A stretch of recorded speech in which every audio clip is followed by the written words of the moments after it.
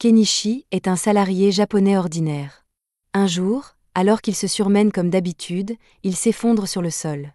Normalement, il devrait être envoyé dans un autre monde, mais dans le cas de Kenichi, il survit et intente un procès à sa société pour pouvoir prendre sa retraite dans une ferme.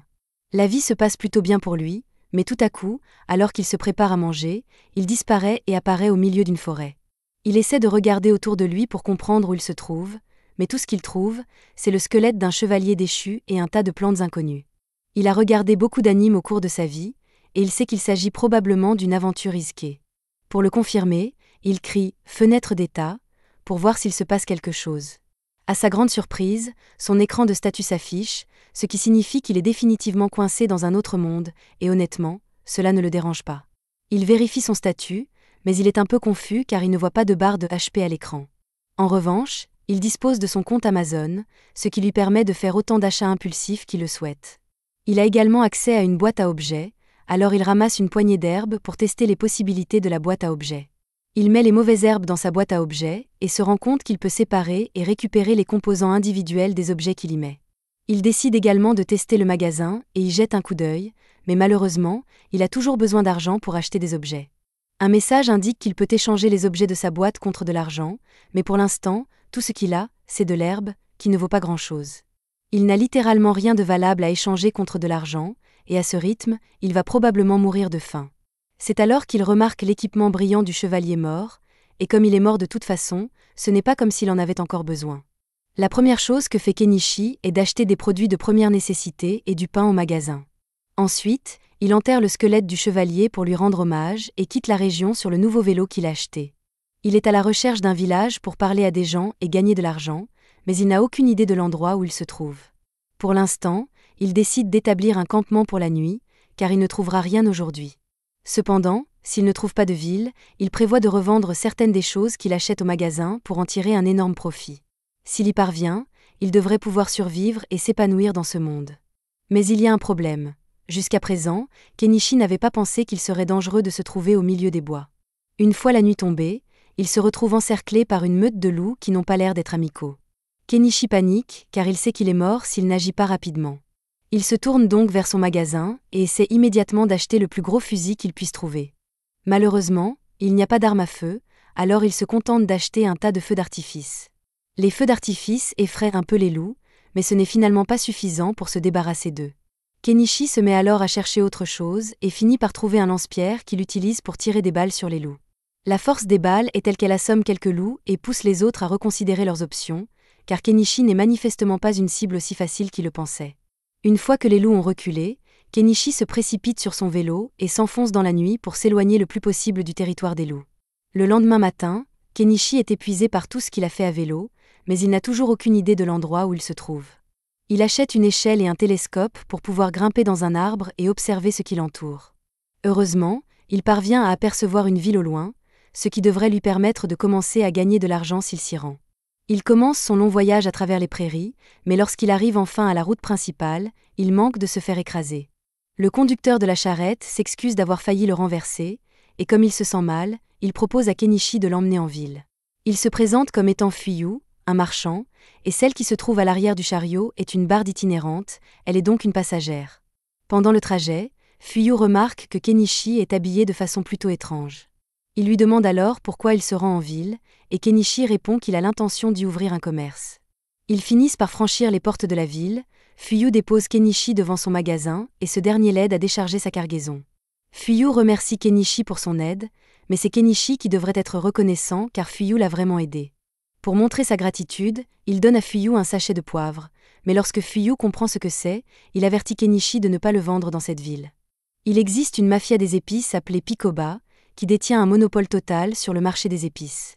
Si Kenichi essaie de les concurrencer, il pourrait envoyer des assassins à ses trousses. Kenichi n'avait pas réalisé que le simple fait de vendre ses produits pouvait être aussi dangereux, et il est donc reconnaissant à Fuyu de l'avoir prévenu. Normalement, Fuyu ne voudrait pas risquer d'attirer l'attention de Pikoba, mais comme il s'agit d'une affaire privée entre lui et Kenichi, il décide d'acheter le poivre. Kenichi essaie de lui dire qu'il n'a pas à le payer, mais Fuyu insiste, car un marchand n'accepte jamais rien gratuitement, car cela signifierait qu'il doit une faveur à Kenichi. Kenichi peut comprendre cela, Il accepte donc le paiement de Fuyou, mais même s'il a fait une réduction à Fuyou, il a quand même gagné beaucoup plus que ce à quoi il s'attendait. Il n'a payé que 1000 yens pour ce poivre, mais Fuyou l'a payé l'équivalent de 100 000 yens. Kenichi se promène un peu dans la ville et finit par trouver une auberge et un restaurant locaux. Il y entre et est accueilli par l'hôtesse, Aslia. Il lui dit qu'il est ici pour se loger et qu'elle sera ravie de l'aider, alors elle le conduit à la réception. Le prix d'une chambre est d'une pièce de cuivre, et le paiement doit être effectué à l'avance. Kenichi lui donne donc l'argent. Il ne reste plus à Kenichi qu'à écrire son nom sur le contrat, mais Kenichi se rend soudain compte qu'il ne sait pas écrire dans la langue du pays. Aslia remarque les vêtements étranges de Kenichi et lui demande s'il est une sorte d'ambassadeur étranger, mais Kenichi lui répond qu'il est juste en ville parce qu'il veut monter sa propre affaire. Aslia lui apporte son soutien, mais elle ne pense pas que Kenichi sera accepté par la guilde des marchands, qui exige de ses membres qu'il sache lire, écrire et compter, ce qu'il ne sait apparemment pas faire. Kenichi sait parfaitement lire et écrire, mais il ne comprend pas la langue de ce pays. Quant aux mathématiques, il est plutôt doué, donc cela ne devrait pas poser de problème. Aslia ne croit pas que Kenichi sache vraiment faire des maths, alors elle lui pose un problème de multiplication de base pour le tester, et Kenichi répond instantanément, ce qui fait de lui un génie des maths dans ce monde. Aslia l'aide à écrire son nom sur le contrat, et comme Kenichi a besoin d'apprendre à lire et à écrire, il lui demande si elle serait prête à lui apprendre la langue de ce pays. Il lui propose de lui donner des bonbons en échange des leçons de langue, et lorsqu'elle entend « bonbons », elle est tout à fait d'accord. Il est pratiquement impossible de se procurer des bonbons dans le royaume de Kaden, car seuls les nobles ont le droit d'acheter ce genre de choses. En fait, si les nobles découvraient qu'elle a de si belles friandises, ils essaieraient probablement de les lui prendre, mais elle refuse que cela se produise. Une fois qu'Aslia s'est calmée, elle commence à enseigner à Kenichi la langue de ce monde, qui est assez facile à comprendre pour lui puisqu'elle est similaire au katakana du japonais. Les chiffres suivent également le même système décimal, si bien que Kenichi ne tarde pas à savoir lire et écrire parfaitement. Aslia est stupéfaite qu'il ait pu apprendre la langue en seulement quelques heures, et s'il peut faire cela, alors il est certainement assez intelligent pour se faire un bon nom en tant que marchand, et elle commence donc à le considérer comme un bon partenaire de mariage. Kenichi pense qu'Aslia plaisante, puisqu'il est assez âgé pour être son père, et ne prend donc pas sa déclaration au sérieux. Il termine le portrait qu'il avait dessiné d'elle, et quand Aslia le voit, elle est folle de joie parce qu'il lui ressemble exactement, et normalement, seuls les nobles ont droit à leur portrait. Kenichi lui a donné de délicieux bonbons et a dessiné un portrait pour elle. Elle ne peut donc pas le laisser partir sans lui donner quelque chose en retour, c'est pourquoi elle lui saute dessus, et cette nuit-là, Kenichi fait un clap. Le lendemain matin, Kenichi se rend à la guilde des marchands et rencontre l'un des représentants car il souhaite s'inscrire. Le représentant lui donne des documents à remplir, et une fois qu'il a terminé, il n'a plus qu'à payer les frais d'inscription pour devenir officiellement membre de la guilde marchande. Les frais d'inscription s'élèvent à une pièce d'argent, mais cela représente environ 50 000 yens. Il ne peut donc pas se permettre de tout payer en une seule fois et demande à payer en plusieurs fois. Heureusement, la guilde autorise les paiements partiels, et Kenichi est désormais un membre officiel de la guilde des marchands. La réceptionniste lui remet une carte d'identité et lui demande de la garder en évidence chaque fois qu'il fait des affaires, car elle sert de preuve qu'il fait partie de la guilde des marchands. Maintenant qu'il s'est inscrit, Kenichi décide de se promener dans le marché pour voir combien coûtent les choses ici. Dans l'ensemble, tous les produits manufacturés sont beaucoup plus chers que s'ils étaient achetés dans son magasin. Les seules choses dont le prix est raisonnable sont les produits alimentaires, alors Kenichi achète un sac de fruits à un vendeur. Le lendemain, Kenichi travaille à la création d'un stand pour pouvoir vendre ses produits en ville, et Aslia est impressionnée par la facilité avec laquelle il a fabriqué. Pendant que Kenichi installe quelques prospectus, Aslia remarque qu'il utilise des pinces à linge, qui l'intéressent beaucoup car leur design est vraiment sympa. Les pinces à linge qui existent dans ce monde sont faites de bois et d'un élastique, mais elles se cassent si facilement qu'elles sont pratiquement inutiles. Elle demande à Kenichi s'il les vend aussi, mais ce dernier n'avait même pas envisagé que quelque chose d'aussi simple que des pinces à linge puisse avoir autant de valeur. Plus tard dans la journée, Kenichi se rend au marché pour son premier jour en tant que marchand et trouve un bon emplacement à côté d'une vieille dame. Il lui demande si elle est d'accord pour qu'il y installe son étalage, et elle n'y voit aucun inconvénient, alors Kenichi sort son étalage de sa boîte à objets. Hanama est impressionnée par la sélection de marchandises de Kenichi, elle regarde un peu autour d'elle et repère les pinces à linge qu'il vend. Comme elle les aime beaucoup, elle propose d'en acheter quelques-unes, ce qui surprend Kenichi, qui ne pensait pas qu'elle voudrait soutenir son concurrent. Hanama lui fait remarquer qu'il n'y a pas de règle interdisant d'acheter chez lui, et qu'en plus, elle n'a pas l'intention d'avoir une sorte de rivalité avec lui de toute façon. Au fur et à mesure que la journée avance, l'étal de Kenichi commence à attirer des clients, si bien que ses marchandises se vendent rapidement.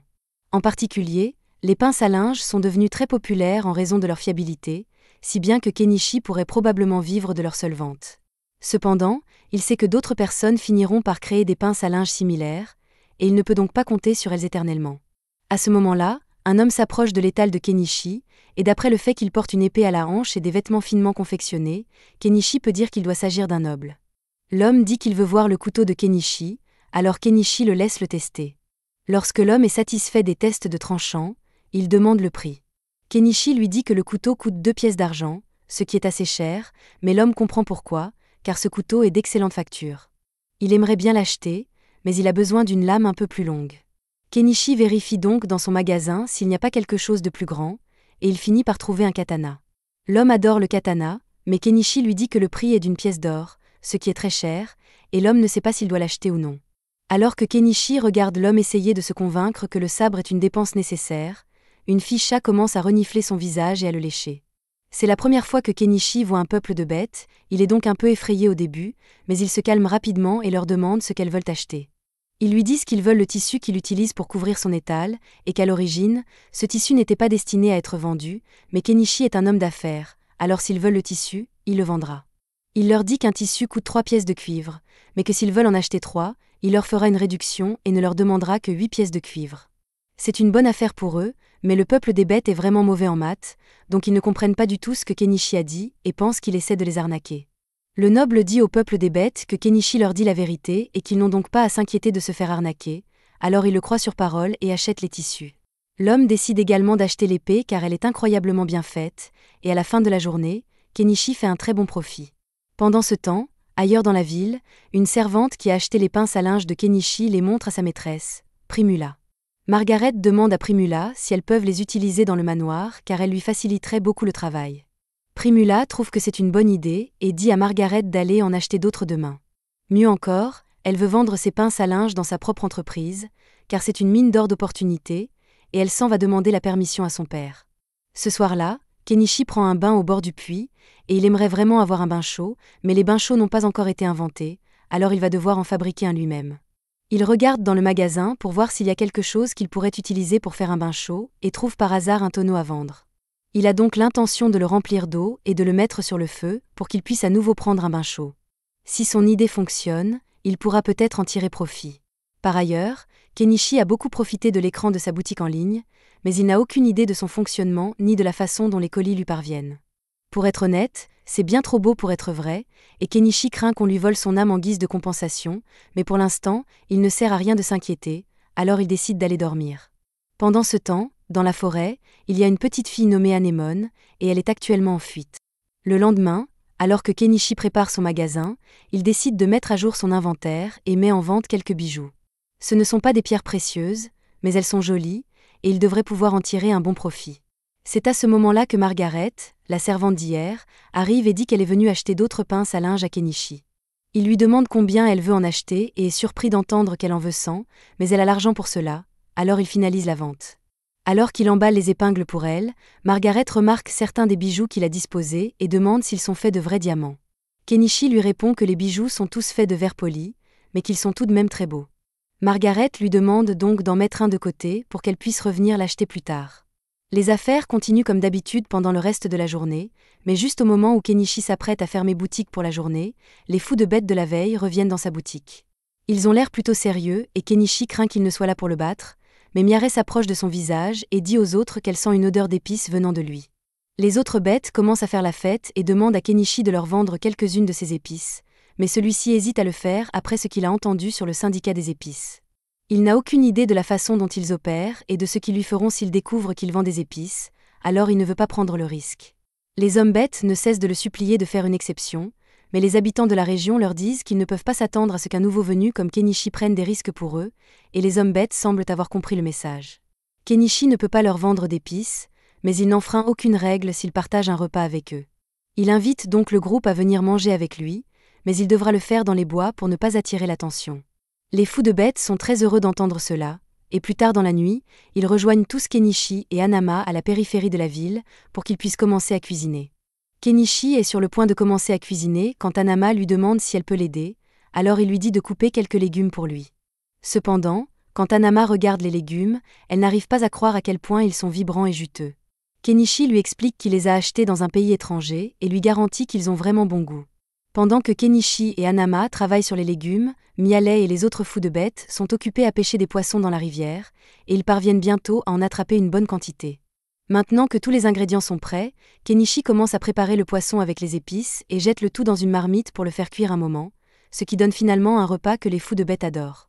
Ils n'ont jamais rien goûté de tel auparavant, et sont donc très reconnaissants pour ce repas, mais toute cette bonne nourriture leur donne une envie folle d'alcool. Hanama leur demande de faire preuve de retenue, car l'alcool est très cher, mais Kenichi ne voit pas d'inconvénient à leur en donner un peu à boire. Il sort donc une bouteille d'alcool bon marché et leur verse 2 verres, mais en échange, il leur demande de jurer qu'ils ne parleront jamais à personne du repas qu'il leur a préparé. Hanama avertit Kenichi qu'il est un peu trop généreux, mais il ne voit rien de mal à laisser les bêtas s'amuser, d'autant plus qu'ils ont l'air de bonnes personnes.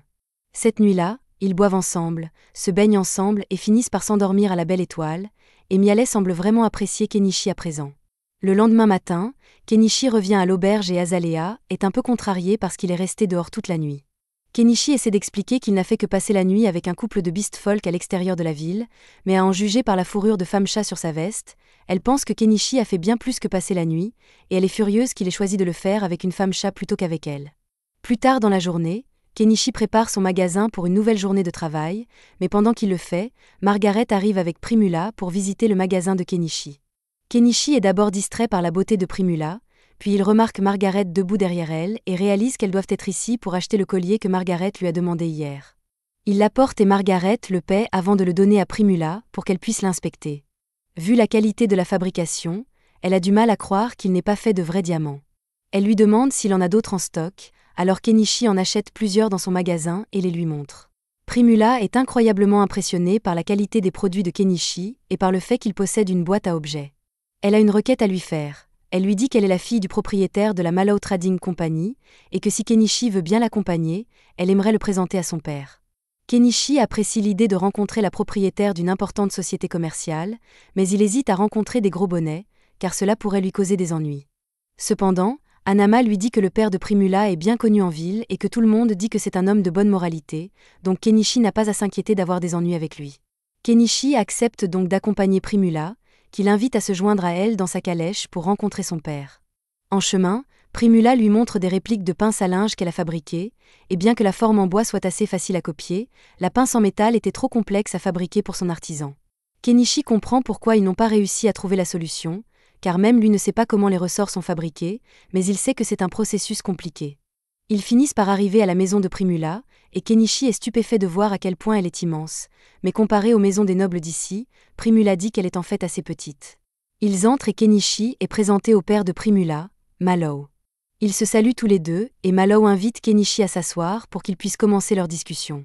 Une fois installés, Kenichi montre à Mallow quelques-uns des bijoux qu'il possède, et Mallow est aussi impressionné que Primula.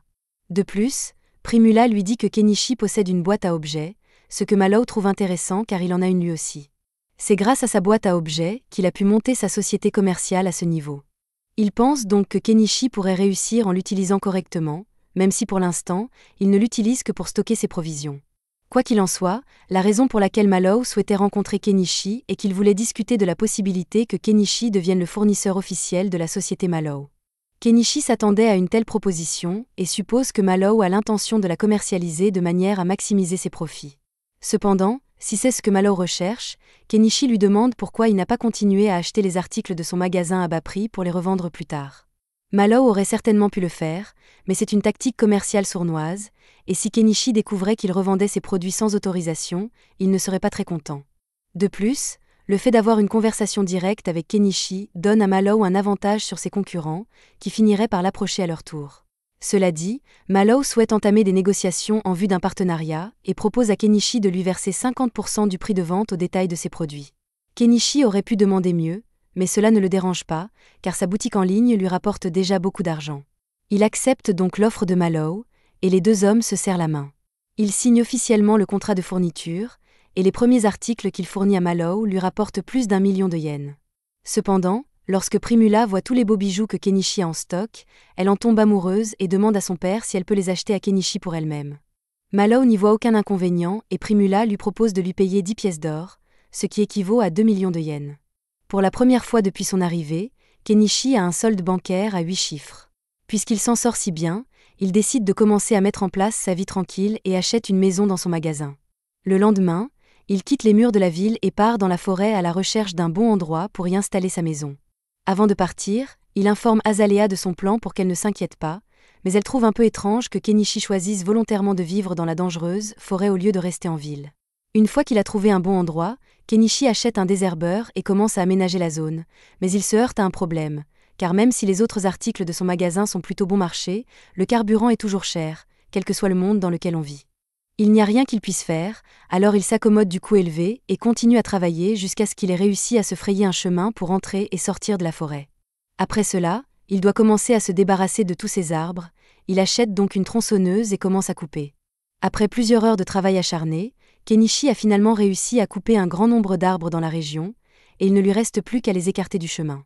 Cependant, lorsqu'il essaie de placer les arbres dans sa boîte à objets, il n'y parvient pas. Il semble que les arbres soient trop longs pour y entrer, il va donc devoir ressortir sa tronçonneuse et les couper en morceaux plus faciles à gérer. Il finit par raccourcir les arbres en bûches de 10 mètres, ce qui lui permet de les ranger dans sa boîte à objets, et il a presque fini d'enlever les arbres. La seule chose qui lui reste à faire est d'enlever toutes les souches, mais cela va demander beaucoup de travail et le soleil se couche déjà. Le lendemain, Kenichi retourne dans la forêt pour terminer le travail, mais après avoir creusé la souche pendant un moment, il se rend compte que c'est beaucoup trop de travail pour un homme d'âge moyen comme lui, et plutôt que de s'abîmer le dos, il décide d'acheter une pelleteuse. Cependant, une fois qu'il l'a vue, il se rend compte qu'il vient de dépenser 1,2 million de yens pour de la machinerie lourde parce qu'il ne voulait pas faire de travail manuel. Il le regrette un peu, mais en même temps, cela signifie qu'il n'aura pas à travailler aussi dur, alors peut-être que l'investissement en valait la peine. Il démarre le moteur, mais il se rend compte que cet engin fonctionne au diesel et que son magasin n'en vend pas du tout. Il commence à paniquer, car ce serait un énorme gâchis s'il ne pouvait pas utiliser la pelleteuse après avoir dépensé tant d'argent pour elle. Il réfléchit un instant et se rend compte qu'il pourrait probablement fabriquer son propre diesel en mélangeant du kérosène et quelques additifs. Mais au moment d'essayer, il se rend compte qu'il pourrait détruire le moteur de la pelleteuse s'il se trompait dans les proportions du mélange, alors pour être sûr, il décide de tester d'abord son mélange sur un générateur diesel. Après l'avoir rempli, il essaie de le mettre en marche et il semble fonctionner correctement. Il sait donc que son diesel maison fonctionnera avec la pelleteuse et il a l'intention de revenir demain pour terminer le travail. Entre-temps, il doit faire quelque chose pour lutter contre les insectes, et le lendemain, il décide de se rendre dans une boutique de magie locale pour acheter des pierres magiques anti-insectes. Lorsqu'il entre dans la boutique, le sorcier qui en est le propriétaire accueille Kenichi et lui demande d'où il vient, car il ne l'a jamais vu dans le coin. Kenichi explique qu'il est un étranger qui vient d'ouvrir une boutique en ville et qu'il est ici pour acheter des pierres anti-insectes. Le sorcier lui dit que ces pierres coûtent 3 pièces d'argent, mais que c'est très cher. Kenichi essaie donc de faire un marché et propose au sorcier de lui donner 2 oranges s'il peut baisser le prix. Le sorcier n'a jamais vu d'orange auparavant, il pense donc qu'il s'agit d'une sorte de fruit exotique et accepte de faire une réduction à Kenichi pour cette raison. Plus tard dans la journée, Kenichi va parler à Hanama, qui lui dit que le sorcier est un homme très cultivé, et que c'est donc une bonne personne à avoir comme ami. C'est à peu près tout le contraire du criminel recherché Chaga, dont les avis de recherche ont été placardés dans toute la ville. C'est le chef d'un groupe de bandits notoires, et la récompense pour sa capture est très élevée. En fait, cette nuit-là, Chaga organise un raid sur un chariot rempli d'esclaves en cours de transport, et qui sait ce qu'il compte en faire. Le lendemain, Kenichi retourne dans la forêt pour pouvoir enfin utiliser sa pelleteuse, et il ne regrette plus son achat car non seulement elle lui facilite grandement le travail, mais elle est aussi très amusante.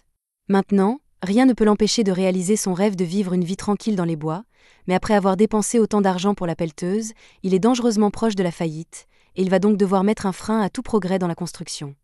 Un peu plus tard, Kenichi retourne voir Mallow et Primula dans l'espoir de leur vendre du sel et du sucre pour faire un bon profit. Mallow teste le sucre et est satisfait de sa qualité, mais il ne peut pas l'acheter à Kenichi.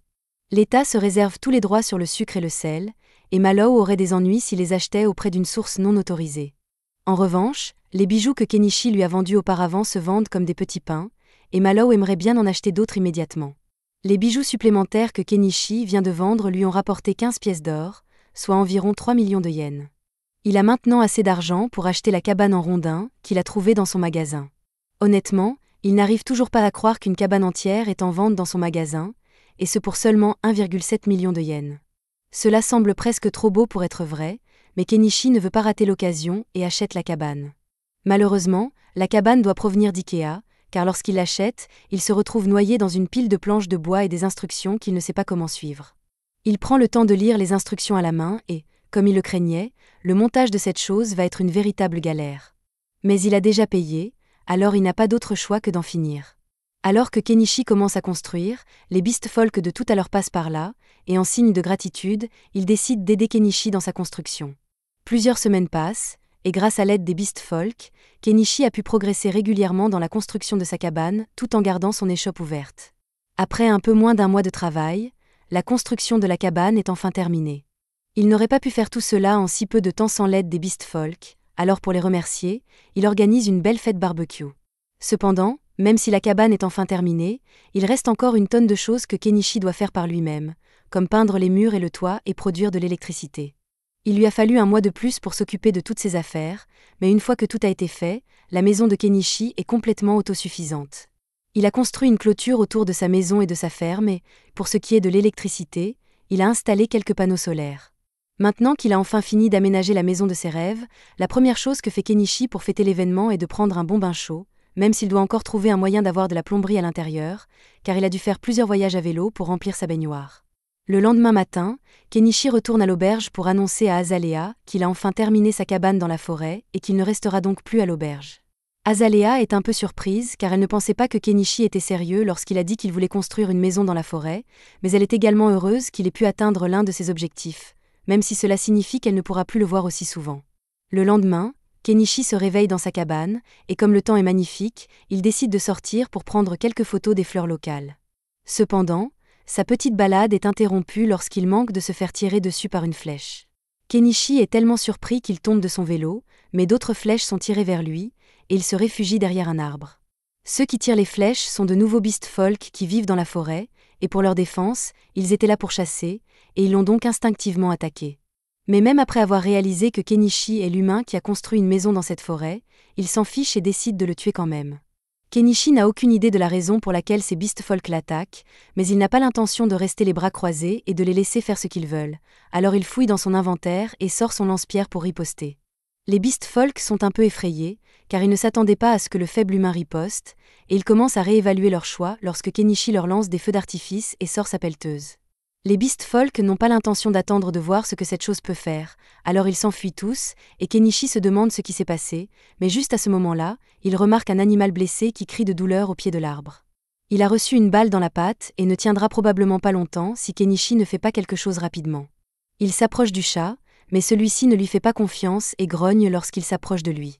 Kenichi ne veut pas se faire mordre, alors il dépense un peu d'argent pour acheter une armure de coussin au cas où le chat essaierait de le mordre. Mais alors qu'il s'apprête à retirer la flèche, le chat se défend à peine, il doit donc être à bout d'énergie.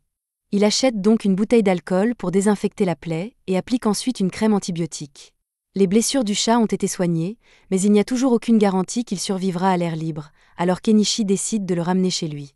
Il installe une couverture pour que le chat puisse se reposer, mais il n'a toujours pas bougé d'un poil depuis qu'il a soigné, et il commence à s'inquiéter.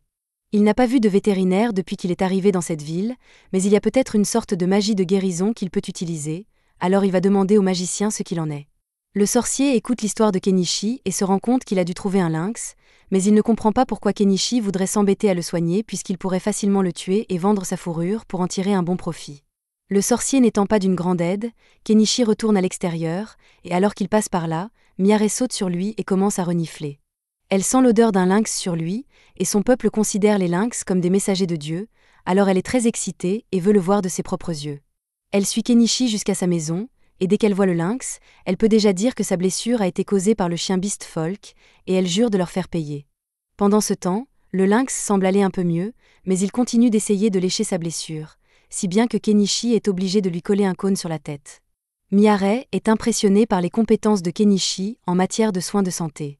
Elle lui demande s'il est médecin, mais il lui répond qu'il connaît juste quelques notions de premier secours. Miare veut remercier Kenichi d'avoir sauvé le lynx roux, alors elle sort et chasse rapidement pour donner à Kenichi de la viande d'oiseau, et une fois qu'elle a ramené sa prise, Kenichi la fait griller pour leur dîner. Après le repas, Miare est épuisée et demande à Kenichi de la laisser passer la nuit ici. Kenichi lui demande si elle peut laisser tomber son travail et passer la nuit ici, mais elle est plus préoccupée par le lynx roux que par son travail en ce moment. Kenichi accepte de la laisser passer la nuit, mais il n'a qu'un seul lit, alors Miare suggère qu'ils dorment tous les deux ensemble, et Miare finit par se retrouver sur Kenichi plus tard dans la nuit. Quelques jours plus tard, le chat semble aller beaucoup mieux, et Kenichi décide de commencer à travailler dans sa ferme. Mais même s'il peut acheter des semis et des outils pour sa ferme, il doit toujours penser à sa situation en matière d'eau, car devoir courir jusqu'à la rivière chaque fois qu'il veut arroser ses cultures serait très pénible à gérer. La première chose qui lui vient à l'esprit est de construire un puits avec une pompe, mais ce sera pour demain, car il est trop fatigué pour le faire aujourd'hui.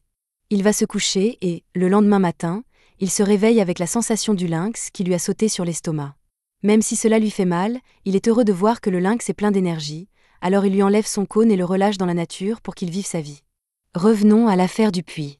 Kenichi décide de prendre quelques jours de congé pour s'occuper de son étable afin de pouvoir y travailler. Il perce un trou dans le sol et installe une pompe électrique, ce qui lui permet d'avoir accès à de l'eau fraîche chaque fois qu'il en a besoin. Pour fêter l'événement, il commence à remplir sa baignoire pour faire trempette, mais tout à coup, il entend Primula l'appeler. Il est surpris de la voir ici. Primula lui explique qu'il n'a pas ouvert son magasin aujourd'hui, qu'elle s'est inquiétée et que Miaré lui a parlé de sa cabane, alors elle a décidé de lui rendre visite. Elle est impressionnée par le fait que Kenichi ait pu construire tout cela tout seul, mais elle remarque ensuite la pelleteuse géante à côté de sa maison, et elle lui demande ce qu'il en est. Kenichi ne veut pas avoir à expliquer le fonctionnement de cette chose, alors il dit simplement qu'il s'agit de son familier invoqué pour rester simple. Primula le croit totalement, mais maintenant elle pense que Kenichi peut faire de la magie, alors il lui demande de garder le secret quand elle rentrera à la maison. D'ailleurs, à cette heure-ci, les portes de la ville ont déjà dû être fermées, et Primula ne pourra plus rentrer chez elle.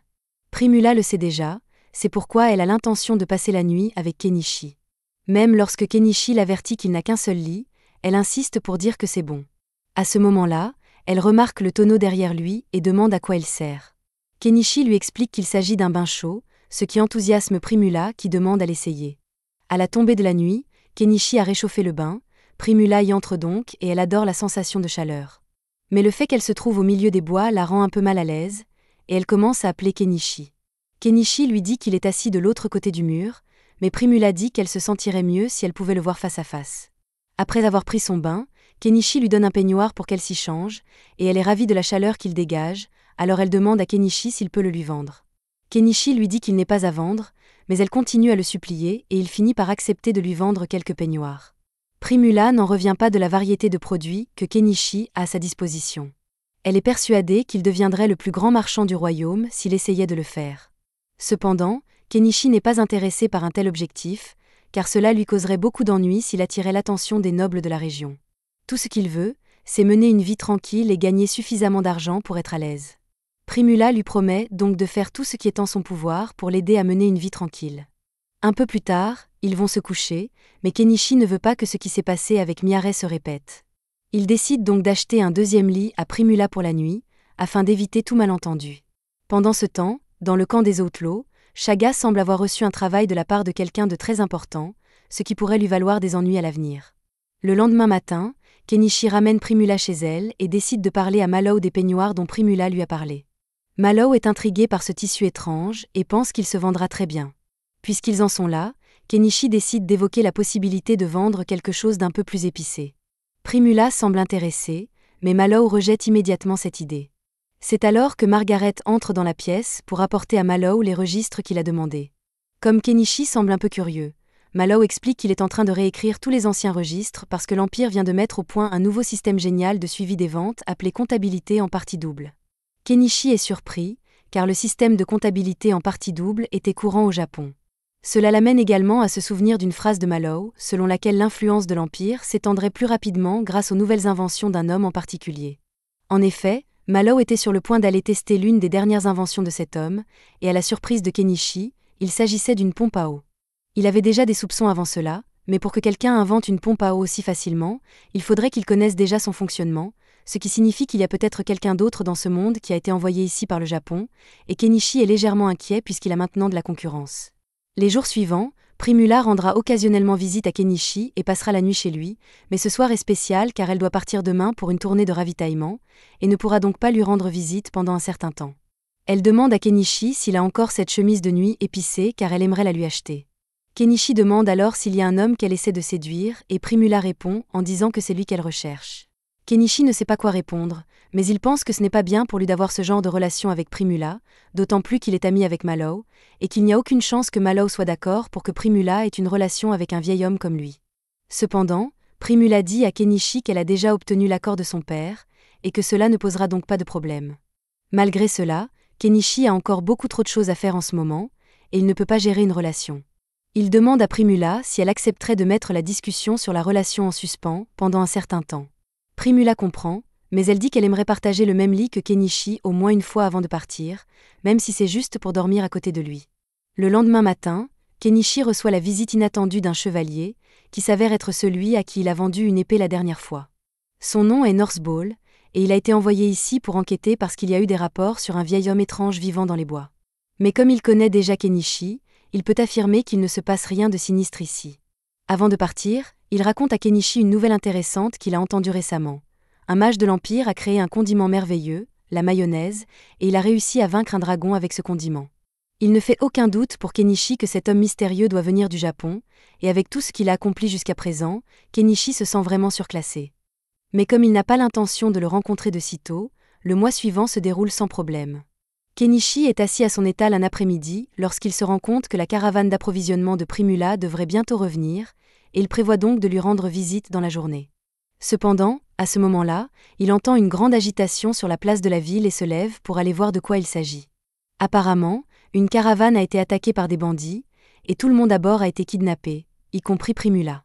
Mallow supplie les aventuriers dans les rues de l'aider à sauver sa fille, mais comme le bandit qui l'a enlevé est l'infâme hors-la-loi Shaga, personne ne veut prendre le risque de s'opposer à lui.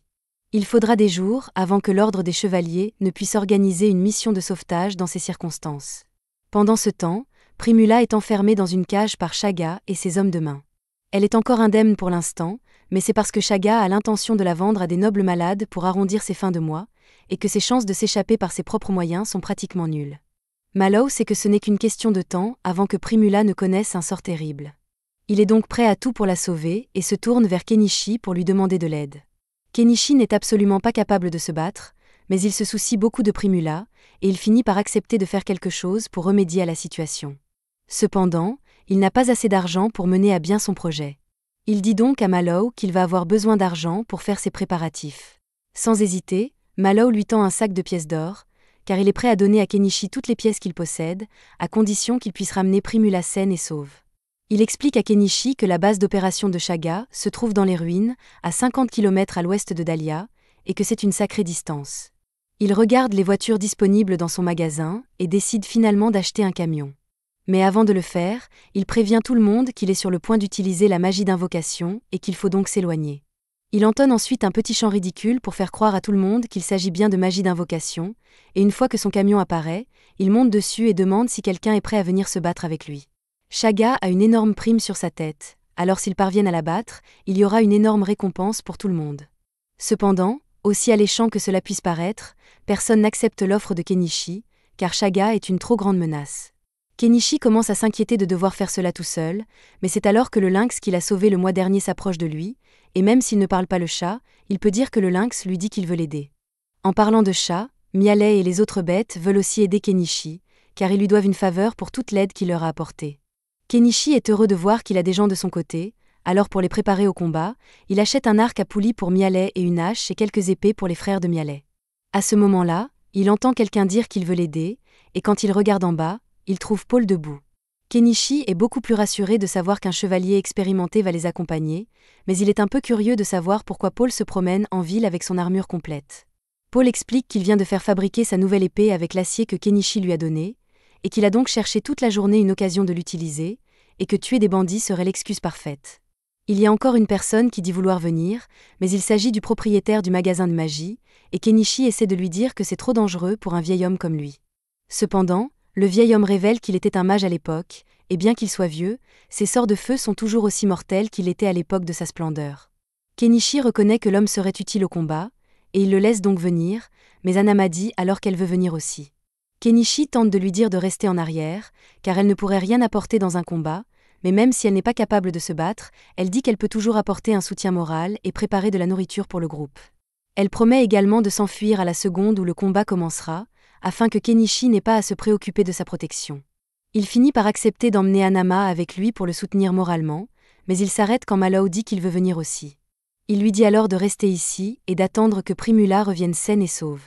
Kenichi demande une fois de plus si quelqu'un d'autre veut venir avec eux, mais tous les autres sont trop effrayés à l'idée de se battre contre Shaga, alors ils reculent tous, et la foule disparaît. Avant de partir, Kenichi se rend à la guilde et s'inscrit en tant qu'aventurier, tout en signalant officiellement qu'il va s'occuper de la prime de Shaga.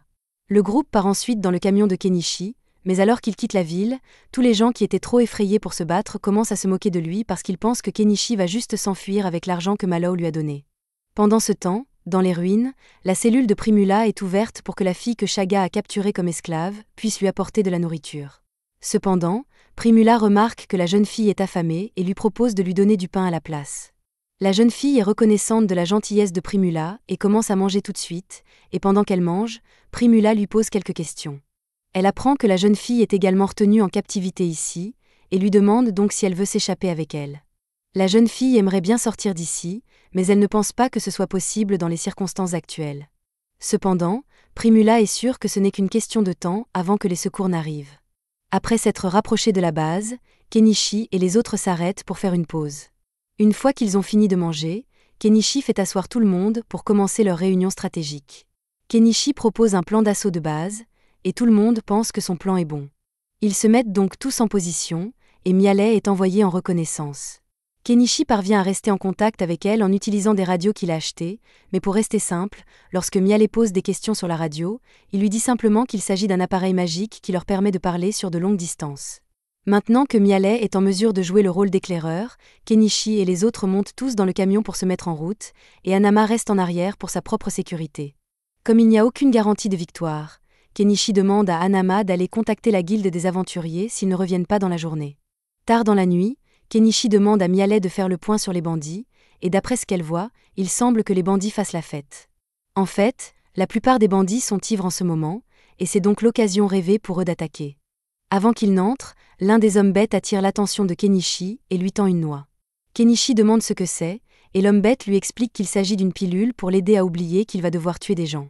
Apparemment, cela suffit à Kenichi, qui avale une bouchée de la pilule et se retrouve instantanément embarqué dans le voyage le plus intense de sa vie. Kenichi ne sait presque plus ce qui se passe, mais il se souvient qu'il a une mission à accomplir, alors il prend le volant et commence à conduire comme un fou à travers la forêt.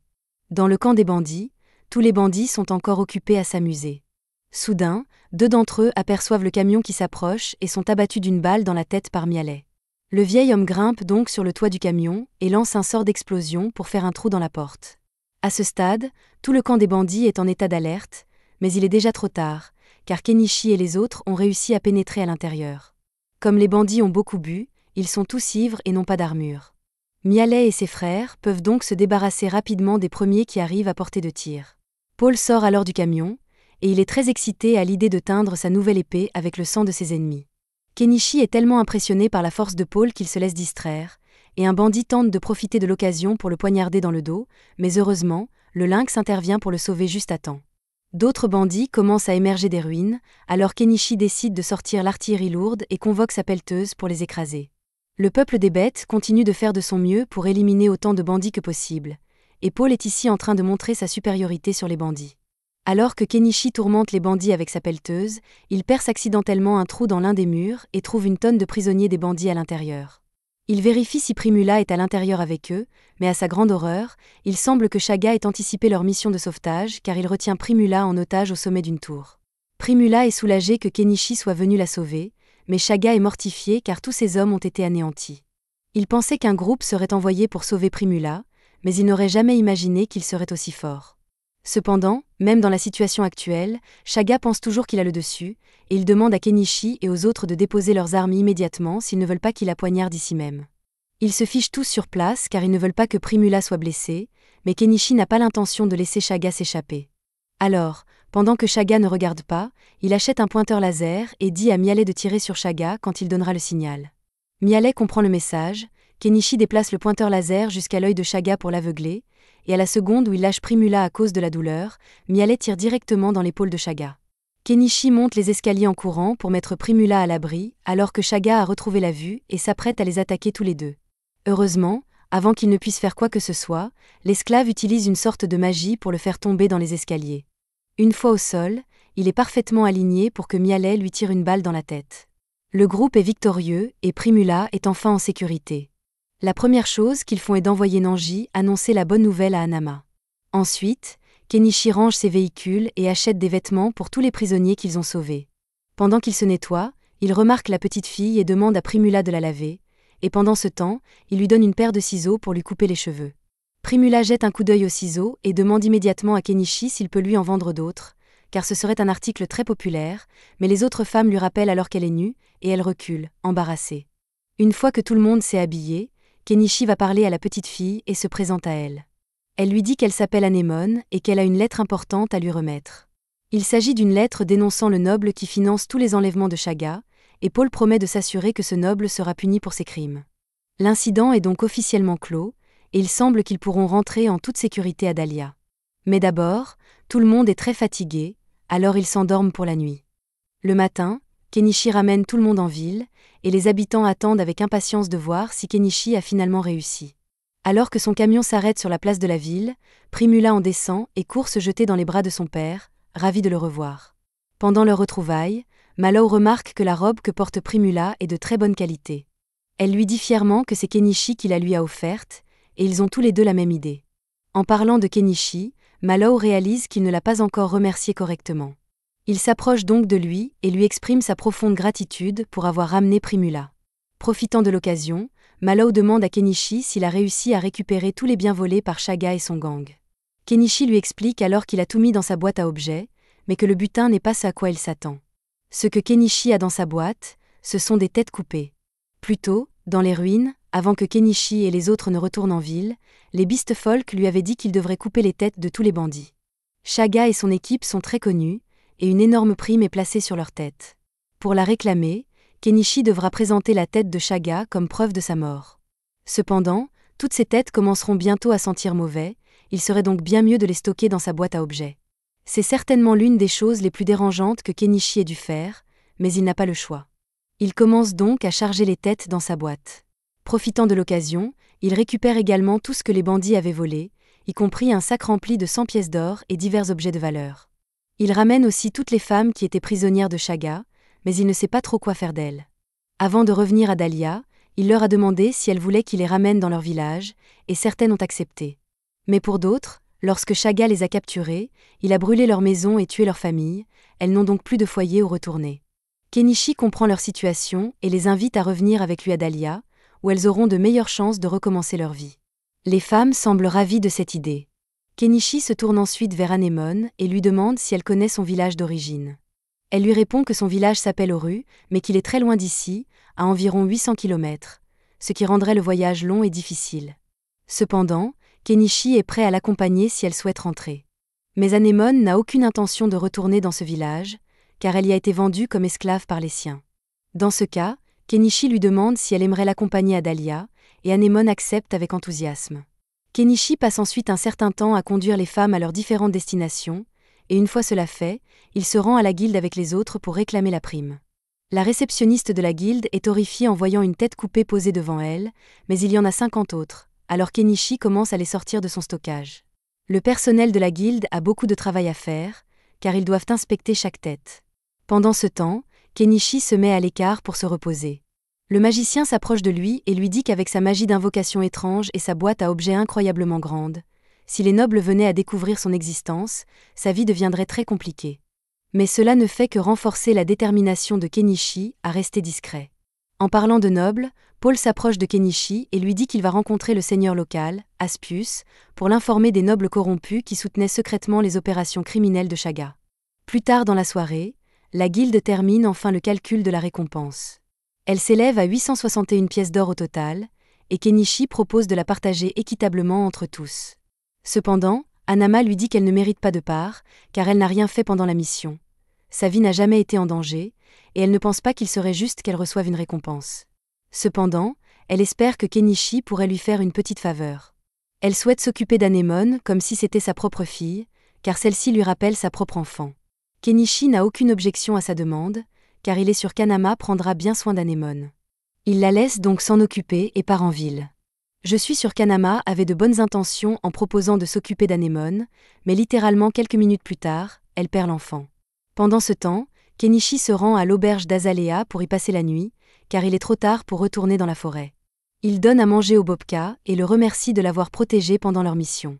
Il entre ensuite dans l'auberge, et dès qu'Azalea l'aperçoit, elle est ravie, car cela fait longtemps qu'elle ne l'a pas vu.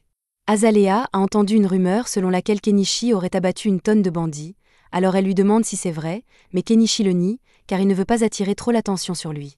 Elle lui demande ensuite s'il se souvient de la promesse qu'il lui avait faite de devenir son amant une fois que ses affaires seraient florissantes, mais Kenichi répond qu'il n'a jamais fait une telle promesse.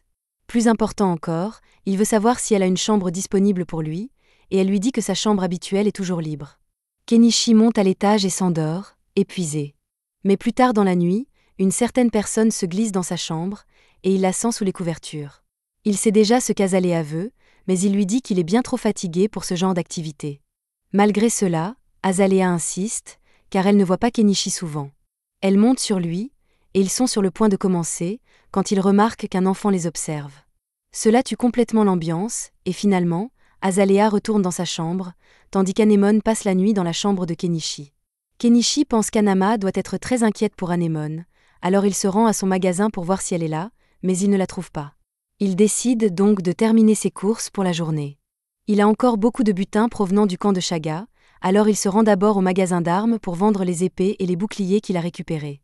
Ensuite, il vend le reste des objets de valeur à l'entreprise de Mallow pour 35 pièces d'or et apporte les meubles au magasin du vieil homme pour 22 pièces d'or. Comme le butin doit être partagé équitablement, chacun reçoit 12 pièces d'or. Maintenant que tout est réglé, Kenichi pense qu'il est enfin temps de rentrer chez lui. Une fois arrivé, Anemone est émerveillée par la beauté de la maison, mais à sa grande surprise, elle trouve Anama qui l'attend à l'intérieur. Anama était folle d'inquiétude pour Anemone, mais elle pensait que Kenichi la retrouverait et la ramènerait chez lui, alors elle l'a attendu là. Cependant, Anemone dit qu'elle veut vivre avec Kenichi plutôt qu'avec Anama. Anama ne comprend pas pourquoi elle veut soudainement rester avec Kenichi, alors elle essaie de la convaincre qu'il serait mieux de vivre avec elle, mais Anemone a déjà pris sa décision. Anama ne veut pas la forcer, alors elle lui dit simplement qu'elle est toujours la bienvenue pour lui rendre visite quand elle le souhaite. Anama retourne ensuite en ville, et Kenichi rentre chez lui avec Anemone. En chemin, Kenichi demande à Anemone pourquoi elle veut vivre avec lui, mais il n'y a pas de raison philosophique profonde. Kenichi cuisine simplement très bien, et elle l'apprécie pour ça. Ensuite, les deux prennent un bain ensemble et vont se coucher. Cette nouvelle situation va demander un temps d'adaptation, mais après tout, il ne serait pas étrange qu'il ait une fille de l'âge d'Anemone. Kenichi finit par s'endormir, mais pendant qu'il repose, plusieurs hommes encapuchonnés commencent à observer sa maison. Heureusement, ces individus suspects ne font rien pour l'instant, et la vie continue normalement pour Kenichi. 2 semaines passent, et grâce à la contribution de Paul dans la bataille contre Shaga, il a reçu le titre de baron, ainsi qu'un domaine. La rumeur dit qu'il est actuellement à la recherche d'une épouse. Par ailleurs, Kenichi avait montré à Mallow et Primula un dessin de bicyclette il y a quelque temps, mais ils avaient éclaté de rire, trouvant l'idée trop stupide pour être rentable. Cependant, ils ont ensuite réalisé à quel point les bicyclettes étaient utiles. Ils se sont excusés auprès de Kenichi pour avoir ri de lui et lui ont même offert 5 pièces d'or pour son idée. Aujourd'hui, les bicyclettes sont assez répandues dans le pays, et Kenichi est content que son idée ait eu un tel impact. Cependant, il se sent toujours un peu mal à l'aise, car il a l'impression d'être surveillé. Il ignore cette sensation pour l'instant et se rend à la guilde pour recevoir le paiement final de la récompense. Une fois qu'il a l'argent, il le partage équitablement. Même si Anama avait dit qu'elle ne voulait pas de part, il lui donne quand même un peu d'argent. Anama ne pense pas le mériter, mais elle accepte sa gentillesse, et en retour, donne une pomme à Anemone.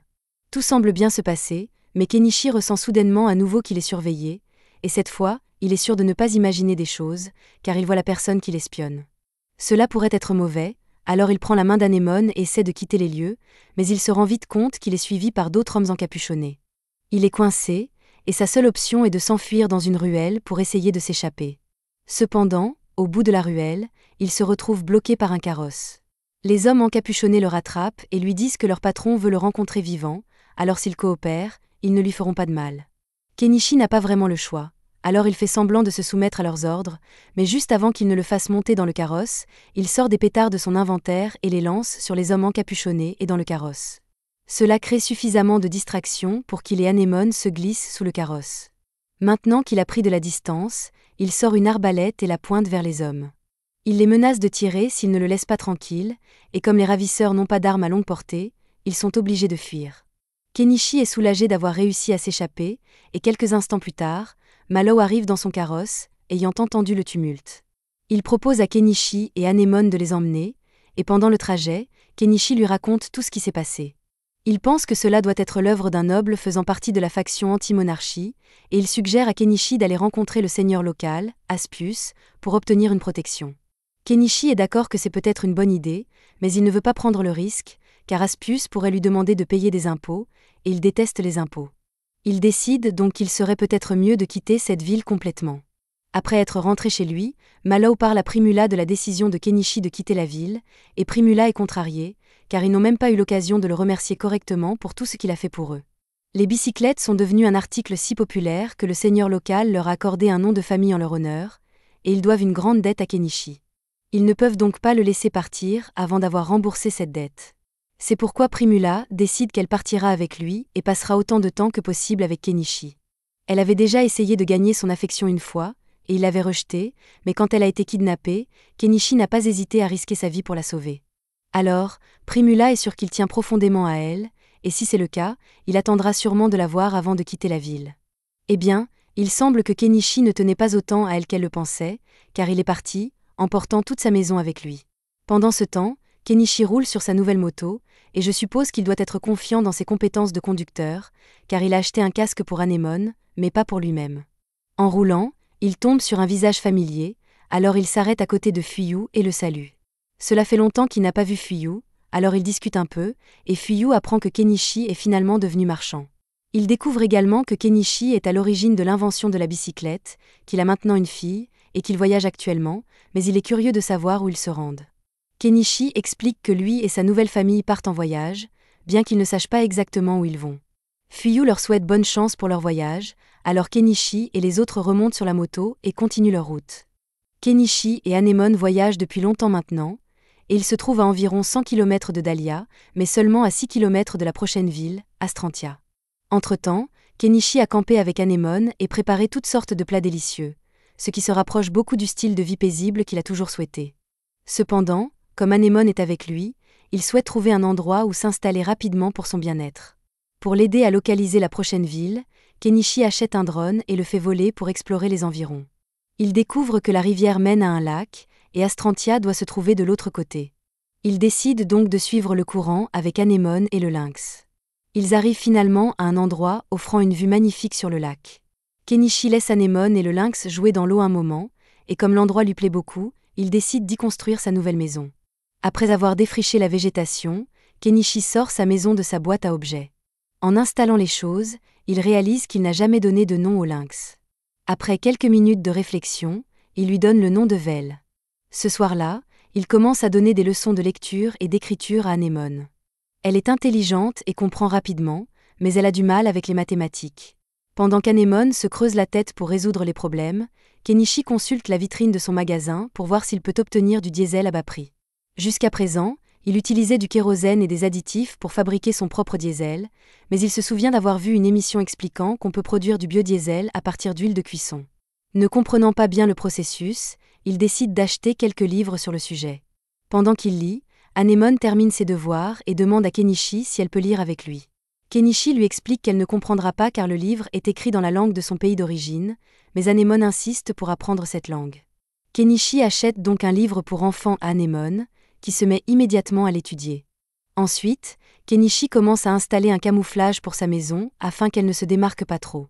Alors qu'il s'active, il entend un bruissement dans les buissons. Méfiant, car cela pourrait signifier la présence d'un monstre, il arme son arbalète et se prépare à attaquer. À sa surprise, la source du bruit est Mialet. Elle était dévastée lorsque Kenichi avait disparu sans lui dire au revoir, alors elle a travaillé dur pour suivre sa trace jusqu'ici.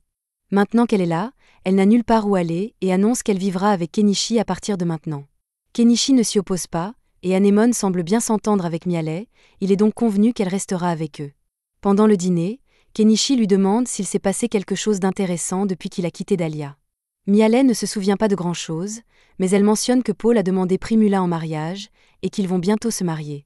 Kenichi est content que Primula ait réussi à tourner la page et à s'engager avec un homme bien comme Paul, mais il ne pourra pas assister au mariage car il est trop loin. Plus tard dans la soirée, Kenichi prend son bain habituel avec Anémone, tandis que Mialet se lave à côté d'eux. Une fois sec, il rentre à l'intérieur. Anémone montre à Mialet le livre japonais que Kenichi lui a offert, et Mialet l'apprécie beaucoup car, même si elle ne comprend pas les mots, les images rendent l'histoire facile à suivre. Cela donne une idée à Kenichi. Comme les livres sont très précieux dans ce monde, il pourrait probablement faire de bons profits en vendant des livres illustrés ici. Cependant, les histoires du Japon ne plairaient probablement pas aux habitants de ce monde, alors Kenichi demande à Anemone et Mialet si elles connaissent des légendes locales. Elles sont enthousiastes à l'idée d'en parler, car elles connaissent de nombreuses légendes anciennes, mais une en particulier retient l'attention de Kenichi, celle de l'elfe de la forêt. Kenichi trouve l'histoire excellente et commence immédiatement à dessiner des illustrations pour elle. Une fois les dessins terminés, il achète une presse à encre pour créer plusieurs copies du livre. Il offre les 2 premières copies à Mialet et Anemone, qui adorent leurs livres. Cependant, alors qu'elles admirent les images, Kenichi remarque un bateau qui approche. Craignant des ennuis, il demande aux filles de rentrer à l'intérieur. Lorsque le bateau accoste, Kenichi pointe son arbalète vers les hommes à bord et exige de savoir pourquoi ils sont là. L'homme lui dit de se calmer, car il n'est pas là pour causer des problèmes. Il vient du village de Santanka et, ayant remarqué que quelqu'un s'était installé de l'autre côté du lac, il est venu vérifier qu'il n'y avait pas de bandits. Kenichi se calme un peu et baisse son arbalète, expliquant qu'il est un marchand qui vient de s'installer. À ce moment, Vel s'approche de Kenichi, et l'homme bête est surpris, car les lynx ne s'attachent normalement pas aux humains. Le fait que Kenichi en ait apprivoisé un lui donne une bonne impression. Crouton décide de faire confiance à Kenichi et se présente, suivi de Nya. Kenichi leur fait visiter sa maison pour prouver qu'il ne fait rien de dangereux, et tout semble normal. Crouton s'excuse pour l'intrusion et se prépare à partir, mais avant de partir, il remarque les livres que Kenichi a créés sur la table et lui demande s'il peut en acheter un pour sa fille, et Kenichi accepte. Une fois Crouton et Nya partis, Kenichi et les filles déjeunent ensemble. Ensuite, Anemone passe du temps à lire dans la maison, tandis que Kenichi part dans la forêt à la recherche de plantes médicinales. Mialet le rejoint, et comme Anemone est occupée, elle espère passer un moment seule avec Kenichi. Kenichi ne peut pas refuser, et des choses se passent entre eux. Plus tard, Kenichi se lance dans son dernier projet, et on pourrait presque l'appeler Walter tellement il cuisine avec passion. Malheureusement, sa combinaison de protection le fait beaucoup transpirer, alors il doit faire une pause et se baigner dans la rivière. De retour au travail, on découvre que Kenichi essaie de synthétiser du biodiesel à partir d'huile de cuisson. Bien que ce soit très dangereux, s'il réussit, il pourra produire du diesel sans dépenser une fortune. Vient ensuite la phase risquée, tester le carburant. Il le pompe dans le générateur, et heureusement, il n'explose pas. L'expérience de Kenichi est un succès. Leur prochaine étape est de visiter la ville d'Astrantia. Kenichi part donc avec Mialet et Anemone. Leur premier arrêt en entrant dans la ville est la guilde des aventuriers, car Kenichi doit s'y inscrire. Il se dirige vers le bureau de la réceptionniste, mais Kenichi est distrait par 2 choses qu'il ne peut s'empêcher de remarquer. Sortant de sa rêverie, Kenichi explique à la réceptionniste qu'il souhaite s'inscrire à la guilde des aventuriers et à la guilde des marchands de la ville. Mialet s'inscrit également comme aventurière. La réceptionniste prend leurs identifiants et part les enregistrer, mais à son retour, elle est un peu perturbée car elle vient de voir le dossier de Kenichi et réalise qu'il est celui qui a vaincu Shaga. Kenichi lui demande de ne pas crier, car il préfère rester discret. La réceptionniste comprend rapidement et lui confirme que son inscription est terminée. Après avoir quitté la guilde, il s'assoit sur la place de la ville pour manger. Cependant, comme les épices de ce pays sont contrôlées par le syndicat des épices, la nourriture est fade et peu appétissante. Anemone et Mialet n'apprécient clairement pas leur repas, alors Kenichi leur donne un peu de son mélange d'épices pour rehausser le goût. C'est alors qu'il remarque quelques voyous aux cheveux style Jojo qui rôdent, visiblement avec de mauvaises intentions, mais Kenichi décide de ne pas s'en mêler. En même temps, il voit Crouton et une petite fille entrer dans une ruelle, et il se passe clairement quelque chose, mais encore une fois, ce n'est pas son problème. Il continue sa visite et tombe sur une vieille boutique de magie qui semble intéressante. Il entre et trouve une vieille dame qui tient la boutique. En regardant autour de lui, il remarque un dispositif magique en vitrine et demande à quoi il sert. La vieille dame est ravie de lui faire une démonstration. Elle verse de l'eau dans un compartiment et du vin dans l'autre, et le dispositif sépare l'eau du vin. Kenichi réalise immédiatement qu'il pourrait utiliser cet appareil pour produire son diesel, sans risquer sa santé à cause des vapeurs chimiques. Il annonce à la vieille dame qu'il souhaite acheter le dispositif, ce qui la surprend, car personne n'achète jamais rien ici, mais Kenichi est un client payant, alors elle accepte. Anemone a également trouvé quelque chose qui lui plaît, un livre qu'elle montre à Kenichi.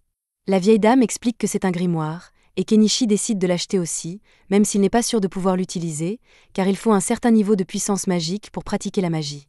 Après l'achat, Kenichi veut commencer à lire le grimoire avec Anemone, mais la vieille dame les arrête, car les grimoires doivent être enregistrés avant de pouvoir être emportés. Kenichi devra donc revenir dans une semaine. Cela ne le dérange pas, alors il quitte la boutique pour continuer à explorer la ville. Cependant, il croise Nya à l'extérieur. Nya est surpris de les voir, mais il est pressé et n'a pas le temps de discuter. Kenichi a un mauvais pressentiment et veut rentrer, mais avant qu'il ne puisse partir, le groupe aperçoit Crouton et sa fille se faire attaquer dans une ruelle. Kenichi ne peut pas ignorer cela cette fois, alors il décide d'intervenir, mais il achète d'abord un masque de médecin de peste pour cacher son identité. Les voyous en veulent à Crouton et étaient prêts à le tuer, lui et sa fille, mais Kenichi apparaît derrière eux et lance des feux d'artifice. Il prétend que c'est l'un de ses sorts magiques, et comme les voyous n'ont jamais rien vu de tel, ils prennent peur et s'enfuient.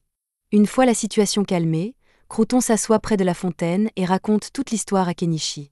Lorsqu'il travaillait comme fonctionnaire, Crouton avait arrêté plusieurs membres du syndicat des épices, et depuis, il le traque. La fille de Crouton demande si Kenichi et les autres sont ses amis, et Crouton explique qu'il a rencontré Kenichi il y a quelques jours et que c'est lui qui a créé le livre. Marie, la fille de Crouton, est ravie d'apprendre que son livre préféré a été fait par Kenichi et le remercie chaleureusement. Anémone, un peu jalouse, mentionne qu'elle a aussi aidé à créer le livre. Marie la remercie également et propose qu'elle fasse un livre ensemble un jour, ce qu'Anémone accepte avec joie. Kenichi est heureux de voir qu'Anémone a enfin une amie de son âge. Quelques jours plus tard, Crouton et sa femme amènent Marie rendre visite à Kenichi et Anémone. C'est la première fois qu'ils reçoivent des invités, alors Kenichi prépare un repas pour tout le monde. À partir de ce moment, il devient habituel pour eux de se retrouver chaque jour pendant que Marie et Anémone jouent ensemble. Cependant, un jour, Marie ne vient pas comme d'habitude. À la place, Crouton arrive, désespéré, et supplie Kenichi de l'aider. Il explique que Marie est tombée malade d'une maladie courante dans ce pays, et que la plupart des enfants qui la contractent ne survivent pas une nuit. Il est prêt à payer tout ce qu'il possède pour sauver sa fille, mais il ne peut pas se permettre d'engager un mage pour la soigner. Kenichi est son seul espoir. Kenichi ne peut pas rester les bras croisés alors que l'ami d'Anémone souffre. Il donne à Crouton un paquet d'antidouleurs et lui explique comment les administrer pour faire baisser la fièvre de Marie. Cependant, les antidouleurs ne guériront pas la maladie, alors Kenichi part chercher de l'aide auprès de la vieille dame magicienne. Plus tard dans la soirée, ils se retrouvent tous chez Crouton pour voir Marie. La vieille dame identifie rapidement la maladie, la fièvre chicory. Elle est traitable, mais il faut les graines d'une fleur spéciale qui ne pousse que dans la forêt. Quelqu'un doit aller chercher ces graines avant le matin, alors Kenichi, Crouton et Nya partent en expédition. Cependant, en partant, ils ignorent que les voyous du syndicat des épices les observent. Ces derniers prévoient clairement de profiter de l'absence de Kenichi et Crouton pour agir. C'est ici que se termine l'épisode 6. Abonnez-vous pour ne pas manquer la suite.